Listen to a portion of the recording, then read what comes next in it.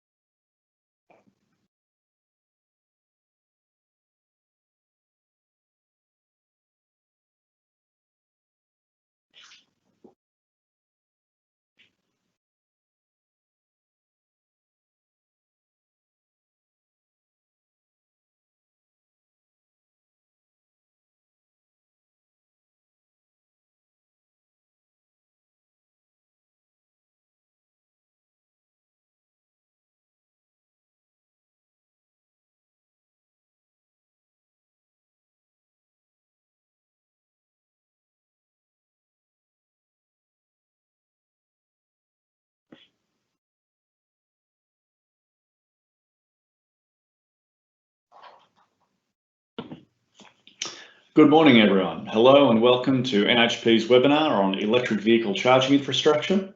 My name is Ross Rango. I'm a Product Development Manager at NHP, and my work is largely in this space of electric vehicles. This is just one in a series of webinars created to showcase NHP's product offering and capabilities. If you're interested in attending or looking at more of these webinars, please look under the events and training section on our website. For the purposes of this webinar, please feel free to use the chat function to submit any questions. We've got a team of NHP engineers and specialists on the call to answer questions as they're posted, and we will likely have some time at the end of the call to address a couple of questions as well. We're going to start in with a formal presentation now.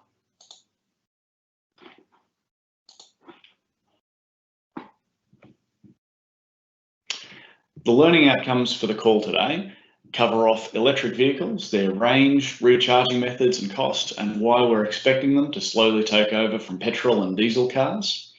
The recharging behaviour, so what the drivers are expecting and how the drivers are going to engage with the charging infrastructure. The electrical supply to the vehicle, so this audience is largely electrical contractors. I'm going to assume that you understand things like single phase, 3-phase and DC, and we'll talk about those in the context of the cars. Installation requirements, so the requirements around RCDs and the requirements listed in AS NZS 3000 2018 come into play for this, and it's worth being across that stuff.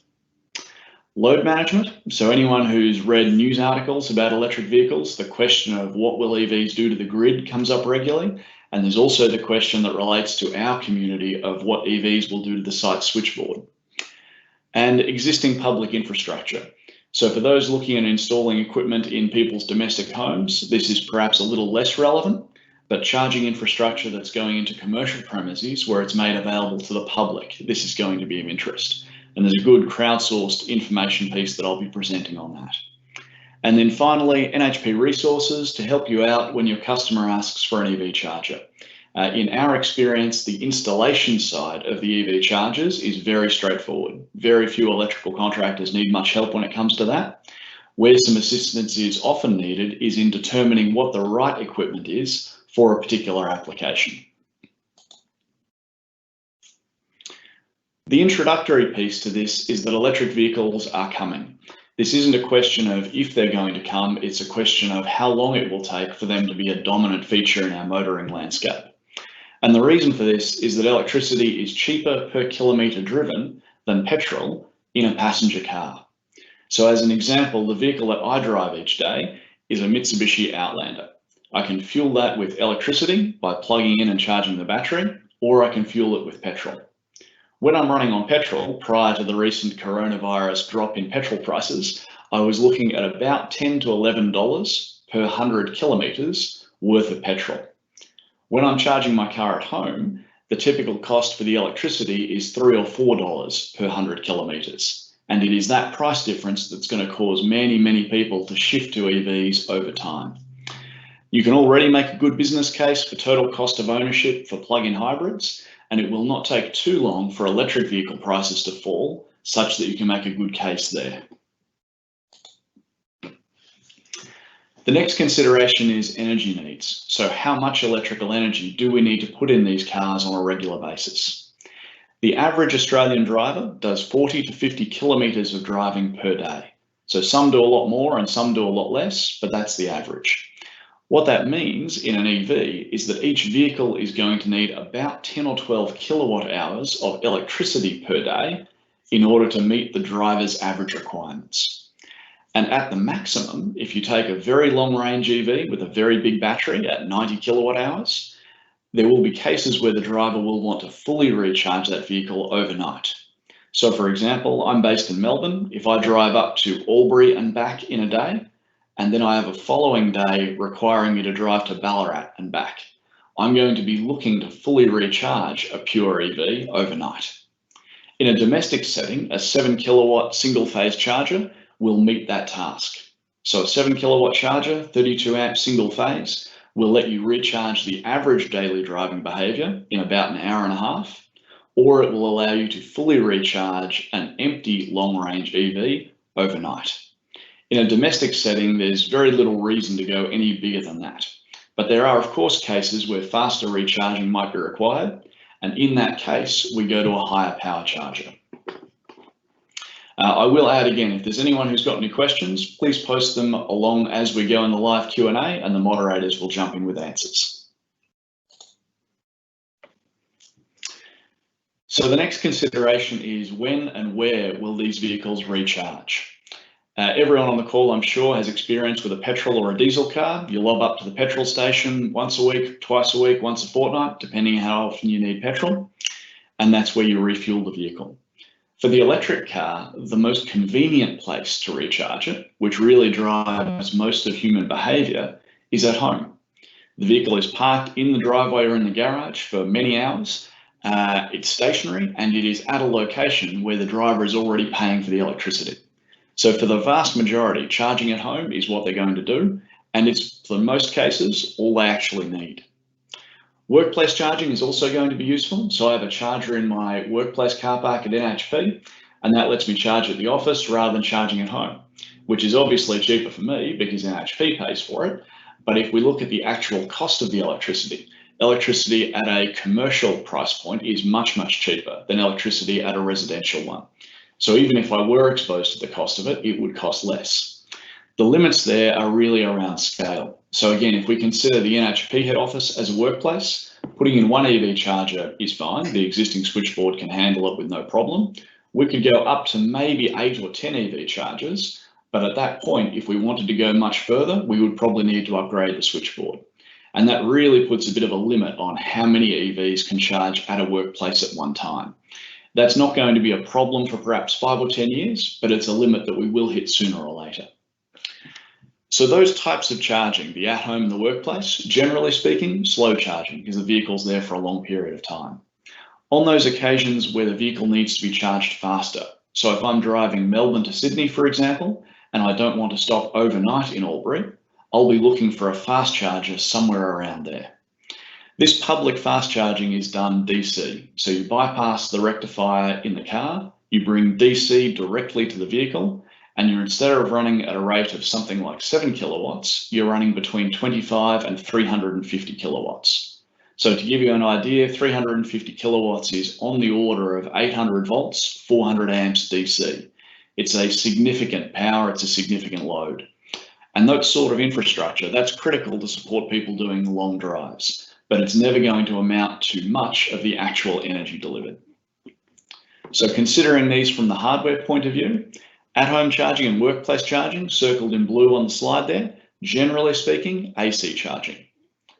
Circled in blue now, the bottom half, generally speaking, DC charging. The next consideration we have is how fast the vehicles will charge. The minimum infrastructure to charge a car at home is your standard 10 amp power point. From a 10 amp power point, the vehicle will draw about 8 amps steady state, and that will deliver 8 to 12 kilometers of range per hour the vehicle is plugged in. Now, for someone who doesn't do much in the way of driving, that's going to be enough. For example, if I consider my wife's car, which does no more than 5,000 kilometers of driving each year and never does more than 40 or 50 kilometers in a day, were that vehicle electric, a typical power point would be all she would need.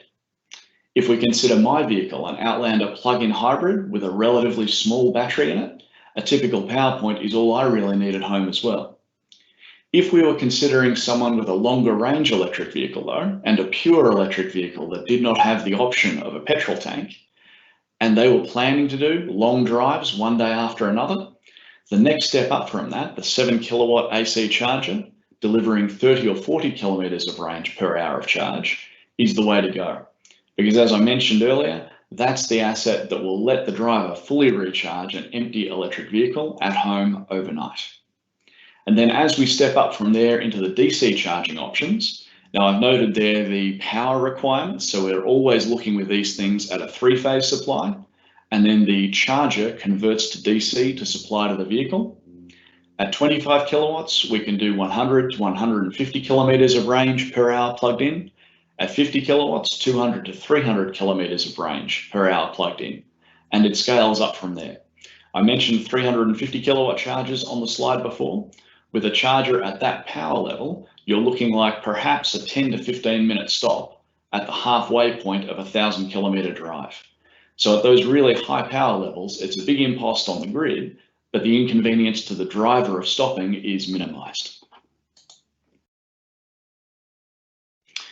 The next consideration really relates to the cars and the convenience to the driver. How far will they go on a full charge?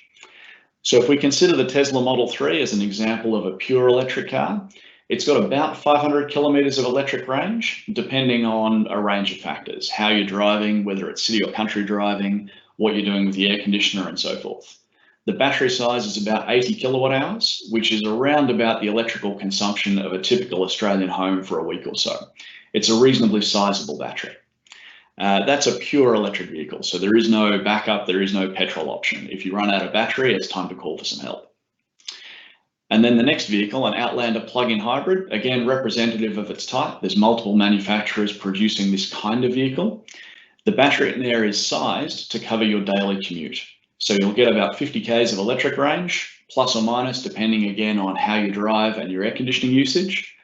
And then after that, you've got a 500 kilometer range petrol tank. So for me, using a vehicle like that, all my day-to-day driving is electric, charged either at home or at work. And when I take the family on long holidays and hook up the trailer, on those trips, I'm using a bit of petrol.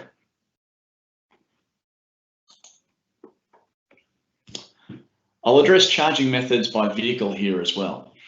So every vehicle manufacturer that's producing electric cars is enabling them to charge using single-phase AC at an absolute minimum.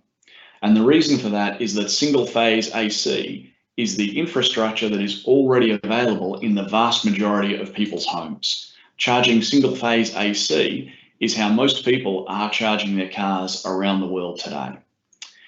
And this works for slow charging. So charging single-phase at 32 amp, as I've mentioned before, will give you a full recharge overnight without any trouble at all. The next question is, how do you enable faster charging? And different manufacturers have done slightly different things here. Most of them are converging on DC charging, because DC charging is the means by which you can get really high power charging without making the vehicle cost significantly more. So in DC charging, we can get up to those 50 kilowatt, 100 kilowatt, 350 kilowatt levels without adding much more to the build cost of the car. 3-phase AC charging is a method that's being used by some manufacturers, notably Tesla and Renault with the Zoe. BMW are looking at this as well, and one or two others.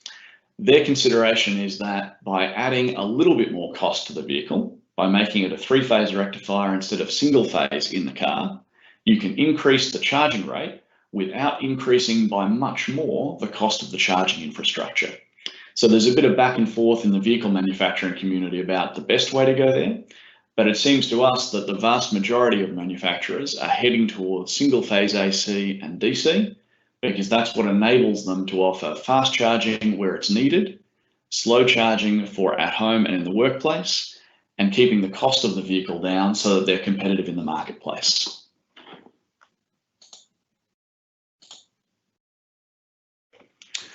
The next slide I'm going to cover relates to electrical requirements. So for anyone who's looking at installing electric vehicle charging equipment, highly recommend taking a look at Appendix P in AS/NZS 3000 2018. This is informative rather than normative guidance. It only runs to about 7 pages though, and it's well worth a read. A couple of key points from it. Circuit protection on EV chargers should break phase and neutral. What this means is typically you'll be allowing 2 poles or an RCBO with a pigtail in order to achieve that requirement. And then the RCD selection is dependent on the charging hardware.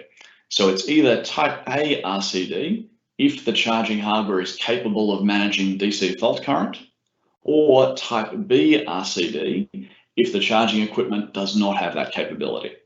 And that's really a risk mitigation measure. The consideration from the regulators is that it's possible for an electric car, or plausible for an electric car, to create a DC fault current, which if the charging equipment doesn't handle it, may mean that a type A RCD will not work correctly. So again, the guidance there is if the charging equipment can handle DC fault currents, type A is okay, otherwise use type B. If you're interested in specific part numbers and specific RCBOs, RCDs to use with EV chargers, our selection guides, which we'll share after the call, give specific part numbers and guidance around this. And then finally, for a typical domestic or workplace installation, as mentioned, 32 amp single phase, which will usually mean 6 or 10 mil cable. The calculation on that is the standard one that you would do for any installation.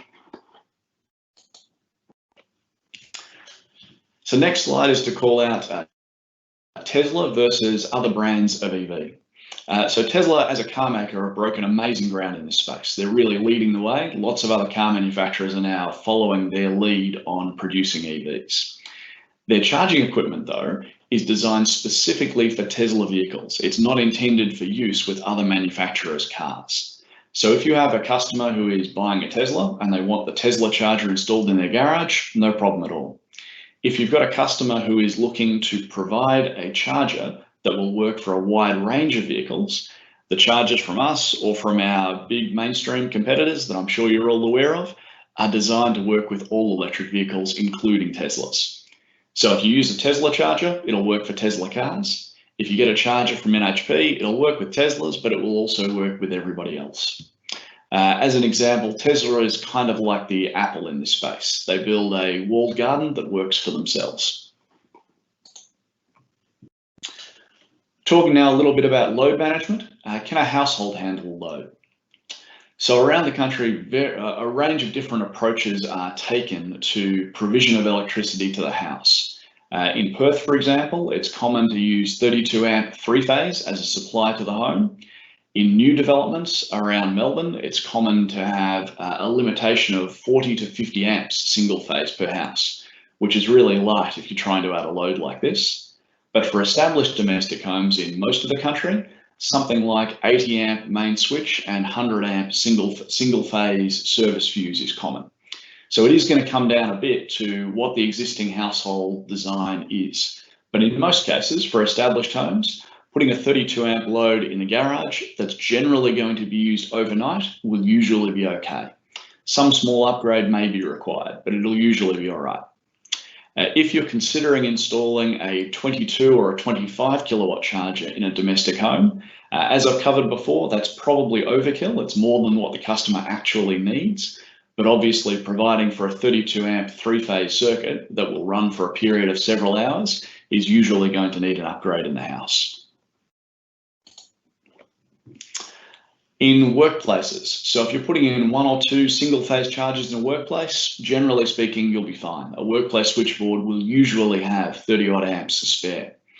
But if you're putting in a bunch of them, some planning will be needed. So as a desktop exercise, we looked at the NHP building. If we were to put in 12 7 kilowatt chargers in our head office building, we would be drawing more power with those than the rest of the office combined on a normal autumn or spring morning. The assumption that is necessary to be made here is that drivers will charge at work rather than at home if they are given the choice. So if you provide a bunch of EV charging in a workplace, you have to make the assumption that those are all going to be used simultaneously, and they will probably be used simultaneously in the morning. This is going to be less of a problem from a load management standpoint than it will be in an apartment complex, generally speaking, because while in a workplace, peak load on the switchboard doesn't usually happen when everyone's starting their day, in an apartment complex, when everyone gets home from work, the peak load will all turn up at that same time. So that'll need some consideration and management. Speaking more about peak demand, so in Victoria, where I'm from, we have mandatory smart meter rollout that's been in place for a long time, which lets us get data like this. This chart is the energy usage in my home on a very, very hot day. This day was a 40-degree peak with a 30-degree overnight. So on this day, we used around about 5 times the typical energy use on a day.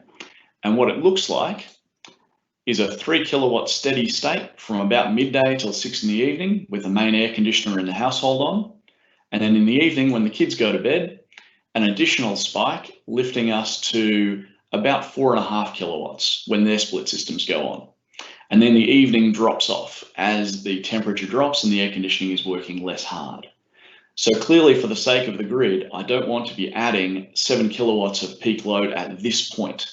At 7 in the afternoon, adding 7 kilowatts, at 7 in the afternoon, adding 7 kilowatts will bring me to about 11 kilowatts peak, which will be okay for my service views, but as EVs scale, this will not be okay for the grid. What we want is to spread the load through the evening. So if we consider an attempt to keep the peak load under 2.5 kilowatts, which will scale just fine for the transformer in the street, there's enough there for about 25 kilowatt hours, enough for the daily needs of 2 cars on those hot days. This same consideration applies in apartment complexes, but at bigger scale. So this chart is some data based on some data provided by City Power, one of the DNSPs down this way, for an 82 apartment complex over a 3-day period. There's a peak there at about 5, 6 in the evening when everyone gets home from work and turns on their air conditioning equipment. That middle peak is the same hot day from the previous slide. But you can see through this that even staying under that peak, so staying within the ability of the switchboard to deliver as it is currently delivering, there's enough energy available there for more than 2 cars per apartment. So the takeaway from this in terms of load management is, provided the load is spread through the course of the night, through the course of the time when demand is not at its peak, we can support uptake of EVs completely displacing petrol cars. I will stress that that is going to take 20 or 30 years. This is not a transition that's going to happen fast, but the existing switchboard in the site doesn't need to be increased in size, provided we are giving due consideration to spreading the load out. I'll talk very briefly about a basic architecture for achieving that. If anyone would like to have a more detailed conversation about this, feel free to reach out to me afterwards. In the bottom right-hand corner of this load management architecture slide, you can see the EV chargers.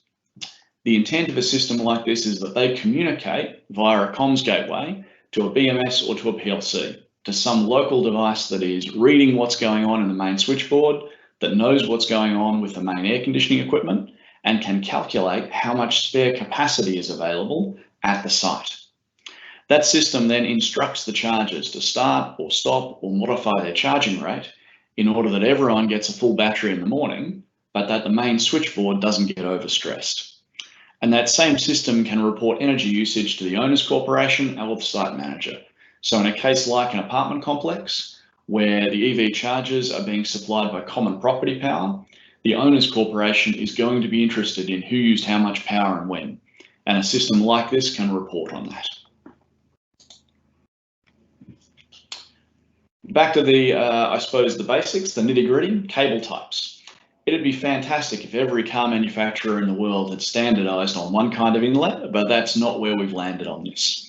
Happily, in Australia, we're down to a choice of 2 inlets on vehicles and possibly heading towards just 1. But at this stage, the vehicle will have either a type 1 inlet, which is the picture at the top left, or a type 2 inlet, which is the bottom left. Type 1 is common on Japanese vehicles, type 2 is used by everybody else. In order to support this requirement, EV chargers will have either a cable with one or the other of those plugs on it. So if you know what kind of vehicle the customer is looking to support, you can buy a charger that's got that kind of cable, or you can buy a charger with a socket outlet. And the socket outlet is standard across all charging equipment manufacturers. So you can buy a charger from us or any of our competitors with a Type 2 socket. The vehicle driver attending that site will carry the cable with them that will go from that socket outlet to whatever kind of inlet exists on their car. So that's for AC charging. For DC charging, there's a couple more standards. The one at the top left of that circled green box and the bottom right are the two that are most common in Australia. CHAdeMO, again, common for Japanese vehicles. You'll see those on Nissans and on Mitsubishi, and CCS2 common for everybody else. Older Teslas did something unique. They did their own thing. Newer Teslas do the Type 2 CCS from the bottom right. This is something that the electrical industry doesn't need to worry about quite as much as the AC charging, because with the DC chargers, DC charging equipment looks like the picture shown here. So one big rectifier stack with a couple of cables on the front. You grab the one that is appropriate to your vehicle. So if you're driving a Nissan, you'd grab the CHAdeMO cable. If you're driving a Tesla, you'd grab the CCS2. You plug in and off you go. Similar in many ways to the way a petrol bowser works. You roll up, you grab the hose that's right for your car, and away you go. I mentioned at the start that I would talk about existing infrastructure. So I'd suggest everyone following the call take a look at plugshare.com. Plugshare shows the locations of publicly available charging infrastructure all over the world. So you can zoom into your local area, you can zoom in to the local area of your client who's interested in providing EV charging for the EV driving community, and have a look at what else is in their area. They may be in a position to be the first in their area, they may be somewhere up the road from them that they want to know about when considering what kind of equipment to put in. I will note that the fact that EV charging is shown on this website doesn't necessarily mean that the EV charger is available for free or without condition. And there are all manner of chargers on this listed on this site that aren't actually EV chargers. So you'll see things like 3-phase power outlets in caravan parks listed as, please feel free to use this for your car, but bring your own equipment. By way of explanation on this map, the orangey brown dots, those are DC charging locations. So you'll see them concentrated around the major population areas. You can see a few in Tassie, you can see them all around the east and southeast coast, and you can see them in Perth. And you can see the green chargers, which is slower AC chargers, at much higher density. There's a lot more of them because it's a lot cheaper and easier to put them in. Lower demand means lower requirements for provision.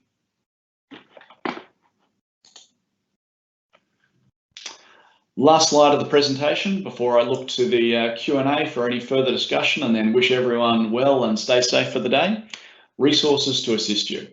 So I posted my email address at the start of this presentation. We'll be sharing the slides following the event for anyone who'd like a copy of them. Our website also has selection guides, installation manuals, and lots of documents around electric vehicle charging. So if you're interested in reading a selection guide, going through it, figuring out what equipment might be appropriate to your task, that's a good place to go. We have dedicated EV specialists based in Melbourne and Sydney. So I'm Ross Rango, I'm the Melbourne guy. In Sydney, we have Anthony Middleton, who's on the call as a moderator. We also have application engineers across the country. So if the consideration goes more to what is the upstream supply, NHP has for a long time had experts in that kind of thing. I'll close here with saying, if your customer is looking for an EV charger, we appreciate that for most electricians, this is something that's very, very new. Our offer to the community is essentially give us a call and we'll help you out.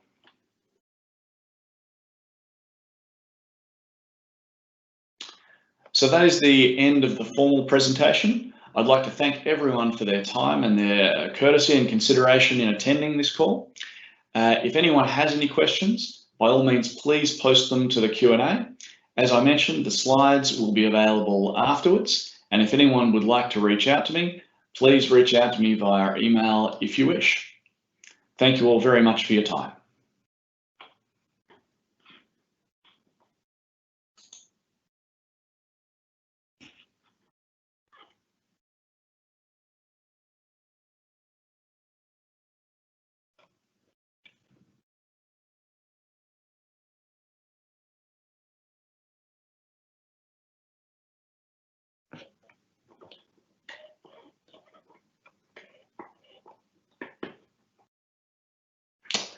Okay, I've seen one question from Noel relating to Energex in Queensland, limitations on the size of a charger that can be used in a domestic premises.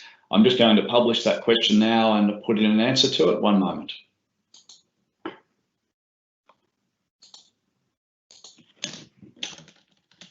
Given it's one of the few questions, I'll probably address it verbally, might be easier. Energex does have limitations on the size of charger in domestic premises. They do that through their SIRs.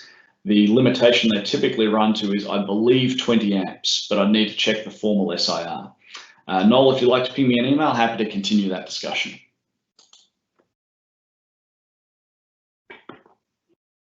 I've got a question from Anonymous. Please tell me your email address. No problem. I'll just publish that now and put it in verbally. So rdurango@nhp.com.au. Everyone on the call should be able to see that one now.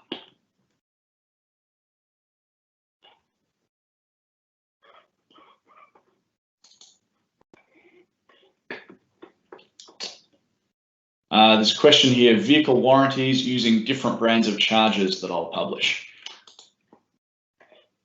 So the car manufacturers typically warrant their battery in their vehicle for a given number of kilometres and a given number of years. So Hyundai, as an example, offer a standard warranty on the car, but in addition, they offer an 8-year warranty at 160,000 kilometres on the battery. That warranty makes no distinction as to the type of charging, whether you use AC or DC, or the brand of charger that is used. The car making OEMs and the equipment manufacturers of the chargers obviously work pretty closely together.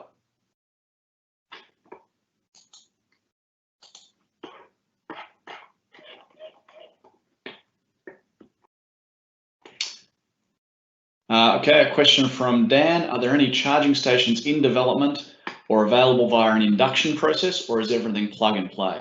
So induction charging, for anyone who's not familiar with it, looks like a coil on the floor where the vehicle parks and a coil in the vehicle to make up the other half of what is effectively an open air transformer. There is in existing hardware, there are products available today that vehicle OEMs are looking at for inclusion in their cars to achieve that. The benefit to the driver is that they can drive into their car park. They don't need to grab a cable, provided they line their car up accurately with the charging point on the floor. Charging can happen more easily. The challenge in uptake of that hardware at scale is that it's much, much more difficult for all the car makers to standardize on exactly the same kind of charging apparatus, as opposed to standardizing on an inlet that any kind of charger can plug into. So our vision of that is that we may see induction charging for things like autonomous taxi fleets. It probably makes sense there, but it's unlikely to be a big feature in the near term for private residences and workplaces. I would also note that whether it's an induction charger or a plug-in type, the power requirement is likely to be identical. So if you put in a plug and cable EV charger today, and in future, they want a vehicle that uses an induction charger, you could reasonably expect that the same supply would be appropriate. A question from Anonymous, can you manage load at home?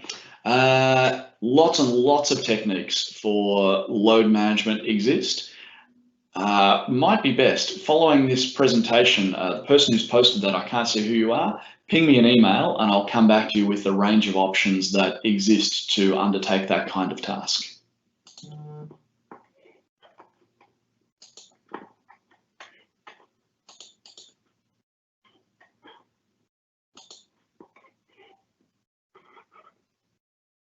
I'll give it about 1 more minute to see if there's any more questions that pop up on the Q&A.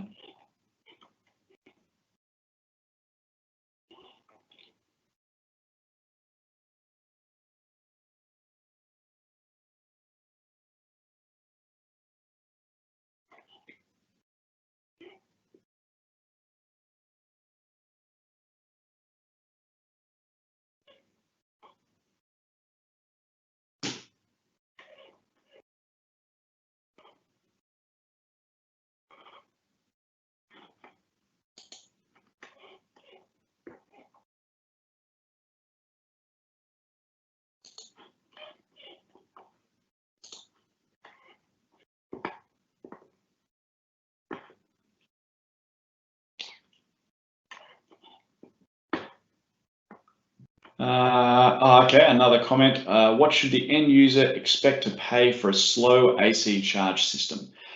So the typical market price for installation of an AC single phase charger in a domestic home is about $2,000. If you're interested in pricing and supply arrangements and so forth, that's probably best handled in a one-on-one conversation rather than in this type of forum. But typically in domestic, something like $2,000 is approximately the market price for an EV charger installed in a domestic home. I say approximate because every installation is going to vary. If they need a load center upgrade in order to accommodate the EV charger, clearly it's going to be a lot more. If the EV charger is going in right next to the load center in the garage, it might be a bit less. I hope that answers the question.